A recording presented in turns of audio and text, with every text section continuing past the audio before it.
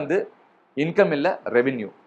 Okay, அந்த revenue உள்ள வருது இல்லையா, பணம் வரவு இருக்கு இல்லையா, அது கம்பெனிக்கு வர பண வரவே தவிர அது என்னுடைய பண வரவு. இப்போ நான் என் கம்பெனி நடத்துறேன், என் கம்பெனிக்கு பணம் வரவு வருது, அந்த பணம் வந்து என் பணமா? என் பணம் இல்லை, என் கம்பெனிக்கு வரக்கூடிய ஒரு பண வரவு. ரைட்டு, எவ்வளோ வருது? ஏதோ ஒரு எக்ஸ் வேல்யூ வருது. அந்த எக்ஸ் வேல்யூக்கு உங்களுக்கு பல செலவுகள் இருக்கு இல்லைங்களா?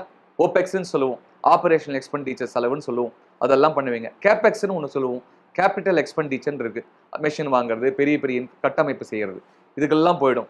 அதுக்கப்புறம் இருக்கிறது தான் வந்து உங்கள் கம்பெனியில் இருக்கக்கூடிய சேல் வேல்யூ இருக்குது, அதாவது பர்ச்சேஸ் வேல்யூ இருக்குது, சப்ளை ரிட்டர்ன் வாங்குவீங்க, அதை உங்களுடைய வேல்யூ ஆட் பண்ணி அதை விற்கிறீங்க.